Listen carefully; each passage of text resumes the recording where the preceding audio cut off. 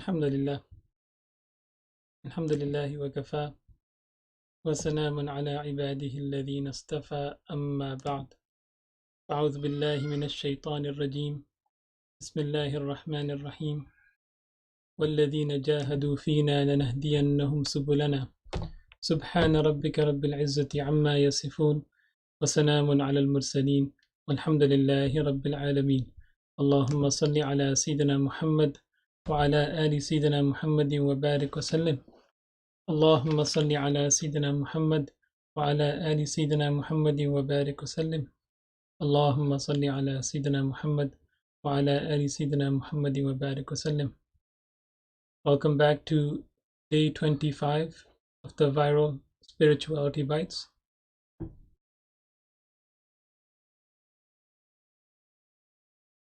Alhamdulillah, we've been talking about some of the inner dimensions of fasting. And level 1 we had mentioned, as mentioned by Imam Ghazali in his Ihya Ulumuddin, was simply to prevent the stomach and the private parts from fulfilling their desires. Right? And this was the fiqhi basic definition of fasting, right? From suhoor time till maghrib time, not eating and drinking and not having marital relations. And then there was level 2, which was doing everything in level 1, but in addition to that, also fasting from sins, fasting from the sins of the limbs, fasting from the sins of the 5 senses, seeing, hearing, etc. And thereon, we had gotten into the discussion about some of the sins that are very commonly occurring during people's fasts. And we had started talking about the sins of the the sins of the tongue specifically. And some of them that we mentioned over there was backbiting in particular. Let's continue on today.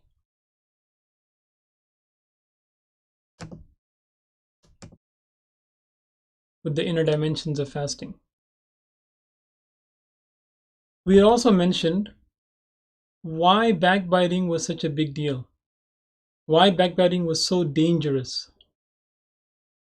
And in essence, backbiting is very dangerous because it is not restricted by physical distance. In fact, if there is physical distance, then and only then can backbiting occur. So what this means is that I can backbite, or a person can backbite someone that is 1,000 miles away, or 2,000 miles away, or 5,000 miles away. You can even backbite someone that's passed away. It's not even restricted to the living people. Not only that, it is also possible to backbite entire communities in one go.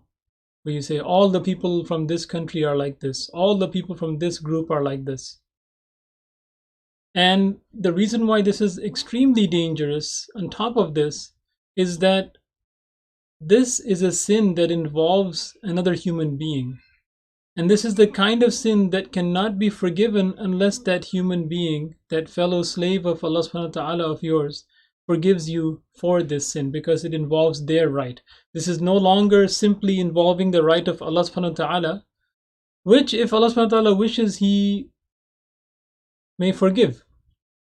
إِنَّ اللَّهَ لَا يَغْفِرُ أَن يُشْرَكَ بِهِ وَيَغْفِرُ مَا دُونَ ذَلِكَ لِمَن يَشَاءُ. That Allah subhanahu wa ta'ala doesn't forgive shirk, having partners with Him. So if you have your tawheed straight, right? If you have the oneness of Allah subhanahu wa ta'ala, then everything is of a lesser degree than that. And if Allah subhanahu wa ta'ala wishes, He may forgive that sin. And if He wishes, He may not, right? So that's His prerogative. And we know that Allah subhanahu wa ta'ala mentions that He is Ghafoor, He is Rahim. And we have immense hope that Allah subhanahu wa ta'ala will forgive sinners like us of His rights. So for example, if you, let's say, na'udhu billah, didn't pray Fajr one day, that's between you and Allah. And if Allah subhanahu wa ta'ala wishes, He may forgive it. Obviously, we're not saying that you shouldn't try to make it up, etc. Yes, you should, and you should make tawbah for it.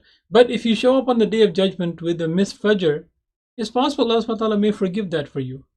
However, if you show up on the day of judgment with hukukul ibad, like, that are essentially you have usurped or taken the rights of other human beings, then on that day they will be entitled to take some of your good deeds in lieu of the transgressions that you have done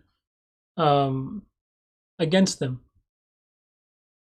And this is in the famous hadith of the Prophet ﷺ, that in which he asks the Sahaba that who is the muflis person, the bankrupt person. And they said, Ya Rasulullah ﷺ, according to us, the bankrupt person, right, the common definition of a bankrupt person is a person that has no money, no dirhams and dinars, right? So like no dollars, right? The person is bankrupt. Chapter 11. And the Prophet ﷺ explained to them that the bankrupt person is the person that shows up on the day of judgment with lots of good deeds. So many hajj, hifz of Quran, went out to study the deen, fasted, followed the sunnah, woke up for tahajjud, prayed all his prayers on time. But on that day, the people that he transgressed against, let's say he took someone's money, when he shouldn't have. Let's say he took someone's amana and destroyed it, never returned it. Let's say he backbit someone. Let's say he, did these kind of things against fellow human beings. And then on that day, they start taking all his good deeds away from him until he's left with nothing. So because, let's say he took someone's land illegally, he took someone's inheritance illegally, they will take so many good deeds on that day from him. Because of that, Allah subhanahu wa ta'ala will allow them to take his good deeds. And then eventually this person runs out of good deeds. So now what's going to happen? So the sins that those people that he transgressed against, they will be allowed to unload or offload their sins onto this person. Allahu Akbar. So like he's going into the negative, right? He's got red ink on his record now. May Allah Ta'ala save us from such an outcome. And my teacher, Damat Barakatuh, he mentions that I'm confident in the mercy of Allah subhanahu wa ta'ala. It's those hukukul ibad that are the problem. It's the hukukul ibad that are difficult to deal with. May Allah subhanahu wa ta'ala allow us to deal with these and get these things sorted in this world instead of the next. Because we want any transgressions or any issues that we have with our fellow slaves on this earth to be solved on this earth. It's much better to undergo some difficulty in this life than to suffer for something that wasn't resolved in the next life. We also mentioned that sometimes we say something that we deem to be insignificant, but in the sight of Allah subhanahu wa ta'ala it is something grave and very dangerous. So some of the common sins of the hands and the eyes. Obviously the hands may be used to forward something. The hands may be used to strike someone, etc. And the eyes, the sins of the eyes are not that many, right? It's looking at things that one shouldn't look at. In the Quran, in Surah An-Nur, it mentions قل للمؤمنين يغضوا من أبصارهم ويحفظوا فروجهم ذلك أزكى لهم إن الله خبير بما يصنعون. That tell the believing men that they must lower their gazes and guard their private parts. It is more decent for them. Surely Allah subhanahu wa ta'ala is all aware of what they do. So we need to make sure that we protect our gaze. It's easier when you stay in the house, for example, right? And it's easier when you avoid the environments where people are dressed inappropriately. For example, going to the mall on a hot summer's day is suicide, spiritual suicide. Going to the crowded beach is suicide, right? We should try to find times that are safer to go when there's less people there. Perhaps during the pandemic, the beaches will be less crowded, although even that seems like it's difficult these days because they're trying to open up the beaches as some kind of essential service, subhanAllah. And not only that, Right? This is something that we need to be careful of. And also for the sisters shouldn't feel like they're absolved of this obligation. Because in the following ayah, right, the next ayah afterwards, وَقُلْ لِلْمُؤْمِنَاتِ يَغْضُضْنَ مِنْ أَبْصَارِهِنْ, the same hukum is given for the women, that they should also lower their gaze. Right? Usually when people talk about lowering the gaze, they think of it as a distinctly male command and a male issue, but rather also applies to the women as well. Not only that, they have the additional burden of covering themselves up so that people don't have issues of looking at them. Right? So like you say, if they all covered up, right? If all the opposite gender covered up and were not dressed inappropriately, then who would be able to gaze at them and incur sins? So essentially, they're becoming an accessory to sin when they're going out in a way that's inappropriate for them to go out without a hijab or with some tight clothing, etc. May Allah subhanahu wa ta'ala protect all of us from any sort of indecency and lowering our gaze. Another way to not lower our gaze and to fall into sins is to do things on the internet that are not befitting of us to do. I'm not just talking about major transgressions where you're going to websites and watching things that shouldn't be watched. I'm talking about even when you go to news sites, right, or Yahoo or some other site, there are often ads and there are often inappropriate pictures of women that shouldn't be there, that you shouldn't be looking at. So how can one avoid this? One can say, oh, are you advocating that we shouldn't go on the internet at all? This seems a bit extreme. No, rather, if you know me, you know that I am involved in IT myself, and I have to go on the internet a lot, actually, right? A lot of my work is done on the internet. So there are certain things that we can do in order to protect our gaze online, yet still be able to glean information and do research and do our work online. How? There are certain, if you use Chrome, for example, there is an excellent plugin or extension called Tahir. Ta alif ha ra, Tahir. TAHIR. You can install it. What it does is it blurs out the images on the page. So the images will still be there, but they'll be so blurry that you can't make out what's on them. So you can still get the textual information off it. And with the quick shortcut key press, you can enable images as well. So you can quickly turn on images if you deem it to be a safe website, etc. So that's one option. Another option, which is a little more difficult or hardcore, is to turn off images altogether in your browser. And yes, there is a setting for that, and you can find it, inshallah.